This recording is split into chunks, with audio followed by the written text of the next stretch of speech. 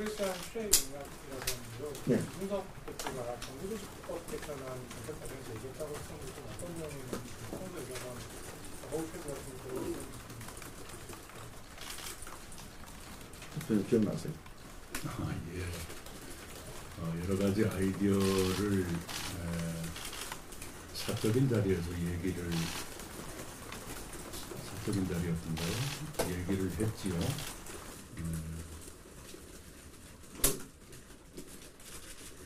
그런 정부 조직 개편안은 대선 시기가 되면 누구나 다 언급하는 사항이죠.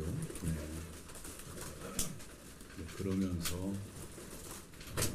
총리를 지내신 분이니까 그런 분이 이런 얘기를 하면 더 설득력이 있을 것이다. 이렇게 말씀을 하시길래 총리를 지냈기 때문에 더 완벽한 내용을 말해야겠지요. 이렇게 대꾸를 한 적이 있습니다. 네. 제가 거기에 대해서 좀 설명을 드릴게요. 지금 이제 이준석 대표가 지금 몇 가지 오게 된 게 이낙연 대표가 의사결정을 잘 안 해줘서 불가피하게 이렇게 할 수밖에 없어요. 이렇게 논리를 만들어서 얘기를 해요. 여러분들 많이 듣기도 하고 그렇게 보도를 또 합니다. 이건 사실일 수가 없어요. 여기에서 저도 이 얘기를 엄청 많이 들었습니다. 지난 며칠 동안. 근데 제가 들은 얘기가 딱 두 가지입니다. 이낙연 대표가 걸림돌이라고 얘기했던 게 딱 두 가지인데, 하나는 지금 정부조직법 문제하고 그 다음에 당 로고 색깔 문제예요. 이 두 가지에 제가 말씀을 드릴게요. 정부조직법 문제는 요지는 이겁니다. 자기가 정부조직법 개편에 대해서 이러이러한 의견을 가지고 이렇게 정책을 하려고 한다고 얘기를 했는데, 이낙연 대표가 그럴수록 더 정확하게 해야 됩니다. 이렇게 얘기를 했다는 거예요. 그 정확하게 하자 그러면 이걸 언제 할 수 있겠냐?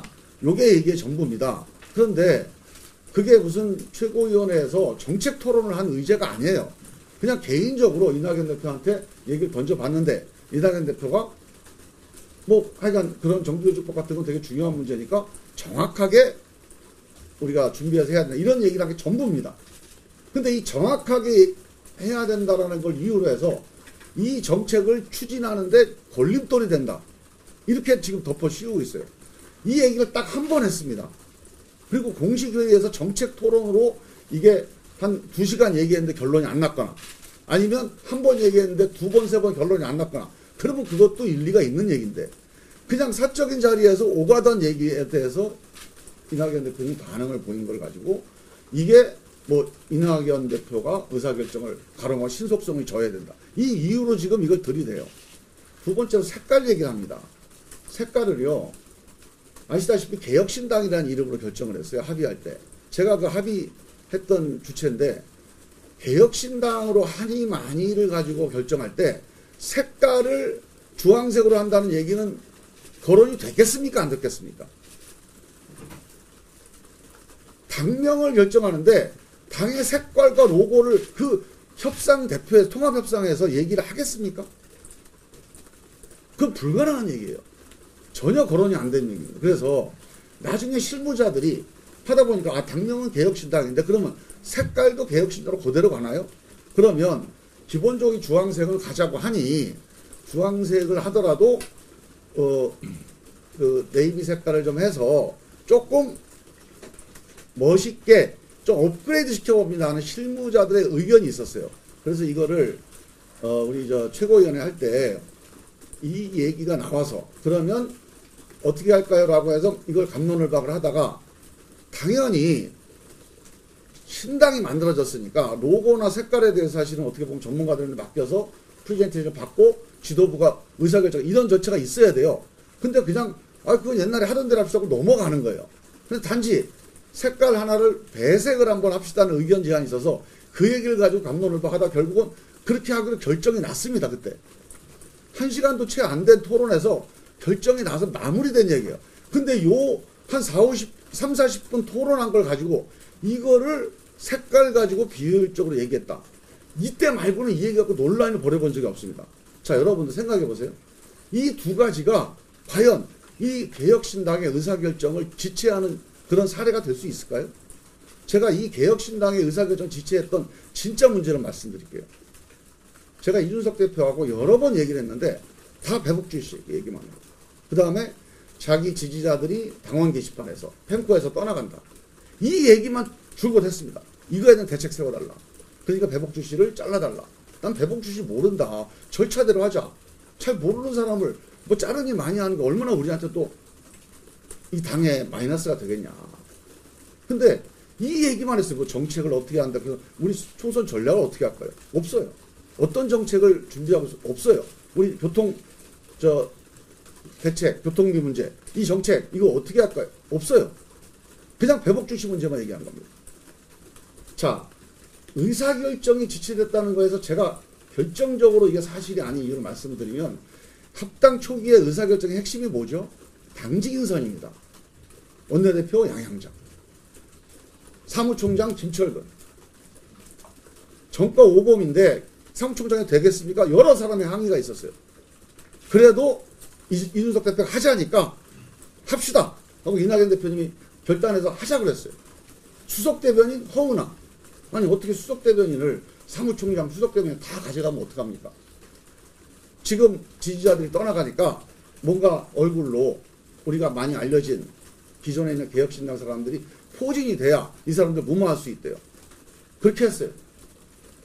정책위 의장 김영남, 여기에 김만원 교수를 이낙연 대표가 그래도 이분이 훌륭한 교수님이니까 좀 새로운 인물 하나 집어넣읍시다. 우리 쪽 사람도 아닙니다. 자, 이렇게 해서 당직을 다 이준석 대표가 하자는 대로 그냥 일사천리로 결정을 해줬습니다.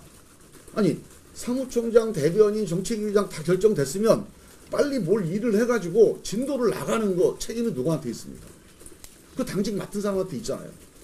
그 이후에 아무것도 진도를 안 나가고 오직 배복주씨 얘기만 가지고 계속 얘기하다가 나중에 가서 정권 달라는 얘기를 한 거예요. 그래서 저는 이거는 상식적이지 않다. 사실관계가 틀립니다. 지금 여러분들이 기사 쓰면서 주도권 다툼이다 이렇게 자꾸 쓰는데요. 이거 완전히 부당한 보도입니다. 주도권 다툼이 아니고요. 자, 이름을 뭘로 할까? 개혁신당으로 하자. 그 다음에 당직 어떻게 할까? 사무총장, 대변인, 정책위의장, 원내대표 다 하자는 대로 하자. 그 다음에 나머지 나온 게 선거운동 지휘권을 나한테 다 달라. 공천권을 김종인 대표한테 다 주자. 그러면 이낙연 대표는 그냥 집에 가라는 얘기인데 이낙연 대표 입장에서는 집에 갈 수도 있습니다. 그냥 다 줄 수도 있어요. 근데 이렇게 해가지고 이낙연 대표를 지지해서 여기 참여한 12만 당원들이 또는 이낙연 대표를 지지해서 민주당을 이탈했던 사람, 제3지대를 바라보는 사람들이 이 당에 투표할 수 있습니까? 이게 제3지대 통합신당이 맞아요? 이거 국민 속이는 거 아닙니까? 그래서 하지 말자 그런 거 아니에요. 무슨 주도권이고 무슨 권한이고 아무것도 바라는 게 없어요. 다 하자는 대로 해요. 하지만 적어도 국민들 보기에, 당원들 보기에 같이 한다라고 하는 거는 지켜줘야 되는 거 아니냐. 어떻게 선거운동 지휘권 다 내놓고 공천권 다 내놓고 이거 국민들한테 통합이라고 말을 하면 이건 국민을 속이는 일이 된다. 김문들겠습니다. 네, 지금 자꾸 지나간 얘기에 집중이 돼서 예, 저기 김문들겠습니다. 잠깐만요. 말씀을 드릴게요. 저희들로서는 썩 맞듣지가 않습니다. 저희가 오늘 국민 앞에 선 것은 저희들의 죄송한 마음 그리고 초심에서 다시 시작하겠다는 저희들의 다짐을 보고드리기 위한 것인데 자꾸 지나간 일 가지고 다시 들춰내서 싸우는 것 같은 양상이 돼서 조심스럽습니다. 말씀하시죠. 예.